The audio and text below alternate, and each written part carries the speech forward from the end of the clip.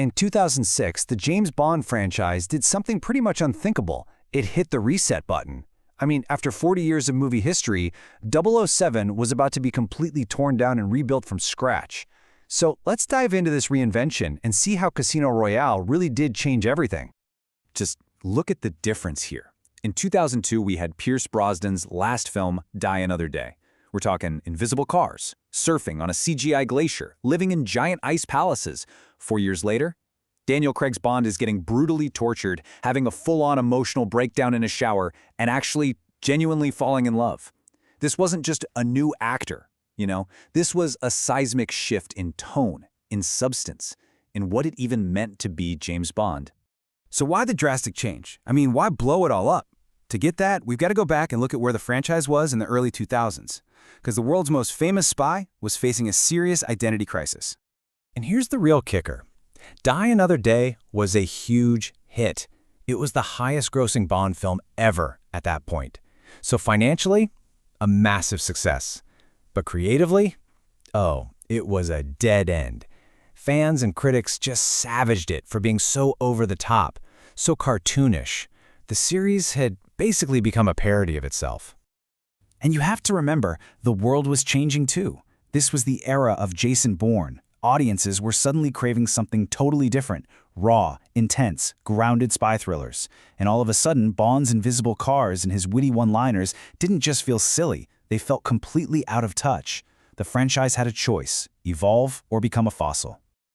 The solution was radical, a total reboot, going all the way back to Ian Fleming's very first Bond novel. And that led to an even more controversial decision, casting a new Bond who seemed to break every single rule. It is so hard to imagine now, but the backlash against Daniel Craig was immediate and it was brutal. People were furious. He wasn't tall enough, he wasn't dark-haired, he wasn't handsome in that smooth Pierce Brosnan way. There were entire websites dedicated to getting him fired, online petitions. The press absolutely had a field day with it. And this quote from the BBC just sums up how ridiculous it all got. The media gave him this dismissive nickname, Blonde Bond, and it stuck. For so many people, the idea of a blonde James Bond was just wrong.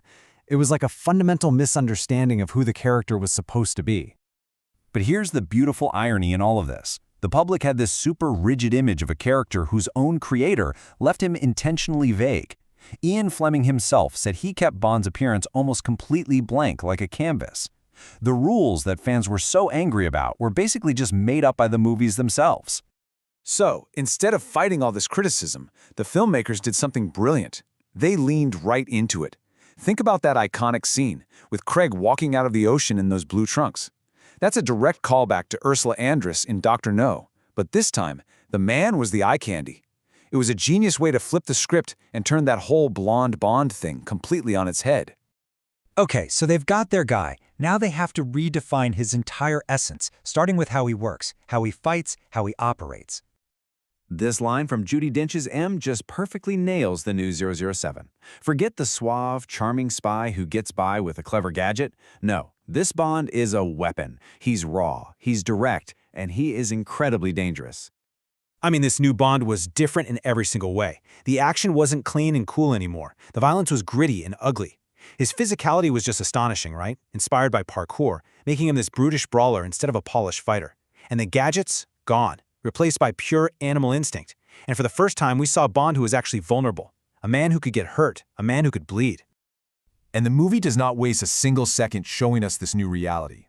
The opening sequence has this absolutely brutal, messy brawl in the bathroom, and then it's followed by that breathtaking parkour chase. Right from the jump, the audience knew this was not the Bond they grew up with. The rules had been completely rewritten. But honestly, the biggest change wasn't the hair color or the brutal action scenes. It was what was happening inside Bond's head. For the very first time, the franchise gave James Bond a soul. This brings us to the absolute core idea of the entire Daniel Craig era, this concept of the bifurcated character. What we're seeing is a man who's basically split in two. Underneath, you have this wounded, vulnerable person. And then, on top, you have the James Bond 007 persona. And it's a suit of armor he wears to protect himself from the world and all the trauma of his job. And this line, man, this is the moment that armor cracks wide open. It's his relationship with Vesper Lynd, played so brilliantly by Eva Green, that brings the shield down. She sees the damaged man hiding behind the cold killer, and for just a moment, he lets her in. It's a level of vulnerability we had never, ever seen from this character before. So this, right here, this is the revolution. Bond was no longer just this invincible fantasy figure. He was human. He could fall in love so deeply he was ready to quit his job for it. And he could be betrayed so badly by that love that it would define and haunt him for the rest of his life. This emotional journey became the absolute foundation of Craig's entire 5-film story. And all of this, the pain, the betrayal, the heartbreak, it all serves a purpose. It's an origin story. Not just for a rookie agent, but for the hardened, cynical legend we all thought we knew.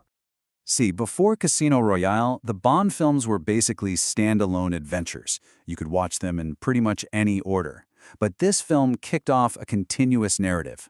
Quantum of Solace literally picks up minutes after it ends. Vesper's betrayal echoes through Skyfall, through Spectre. This let them explore a depth of character the series had never even tried before.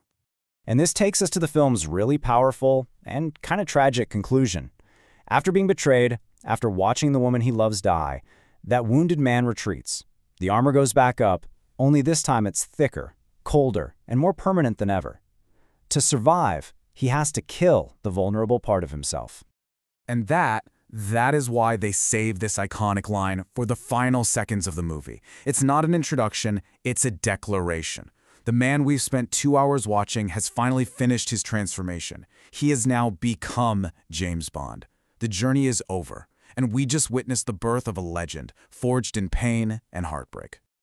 So, I'll just leave you with this question to chew on. By stripping away all the gadgets, the puns, the invincibility, Casino Royale gave us a Bond who was flawed, brutal, and deeply, deeply human. So, was this reinvention, this death of the old Bond, the very thing that was necessary to make sure 007 could survive and stay relevant in the 21st century?